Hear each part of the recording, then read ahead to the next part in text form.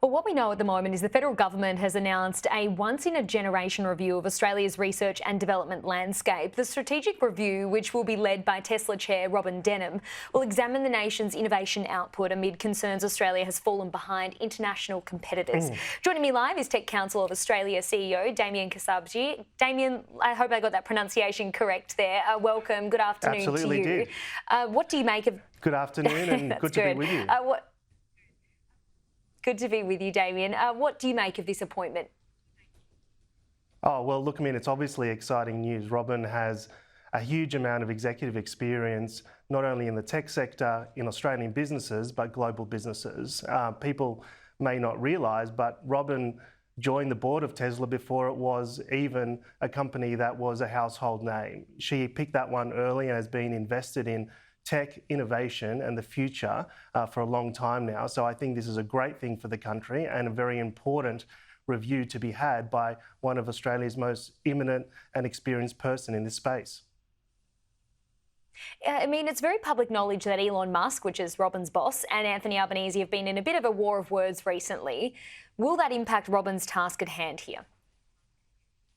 Not at all. Like, Robyn is the chair of Tesla, not the chair of X. And I think it's very important to note that Robyn is Australian and concerned about the Australian ecosystem, has worked overseas like I have. It can happen in Silicon Valley when you have the right investment settings, can see what's happened in places like Austin where there's 20,000 workers in a factory building cars, and thinking about how we can do that in Australia. That's what this is about. This is about how to make Australia a place that you or anyone would choose to do their R&D in. And there's lots of fundamental problems in the ecosystem in Australia that this review, we believe, will tackle. This is not just about government, this is about government, it's about business, it's about investors working together to ensure that we enhance the overall productivity of this country and ensure that there is a greater GDP per capita in this country, which has been falling over the last 6 quarters.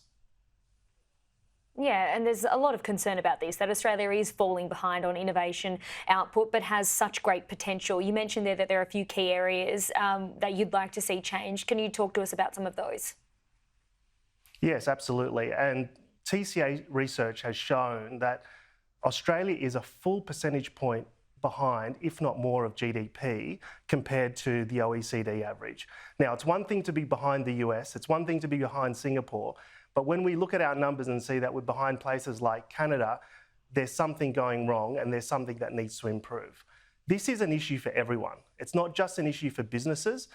When we're talking about GDP per capita, we're talking about that because it's about the wealth of the average Australian. How can the average Australian increase their GDP per capita, increase the wealth of this nation through further research and development, through further capital going into this country? To give you some examples that we've been thinking about at the TCA, one is the fact that there is a cap on R&D research incentives in this country. So once you get to a certain point, there's a cap, and our companies, you think about Atlassian or Canva that are homegrown, think, oh, well, maybe the US is a better place because there is no cap in relation to the size of your business when you're doing R&D in the US. Think about the fact that in Australia, VC investment is about a third per capita than what it is in the US.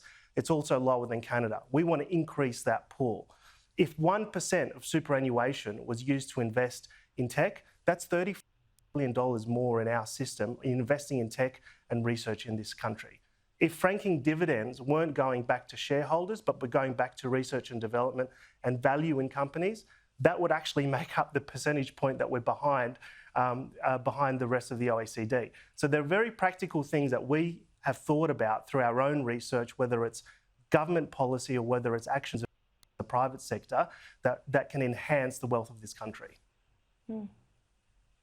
Yeah, incredible, and really strong words there. And one point that you just made there about we've got some great minds and great potential for innovation here in Australia, but it's just about enticing people to stay here and not forcing them to go elsewhere as well. Damian, we could keep talking about this, but we do have to wrap things up. Thank you so much. Good to be with you.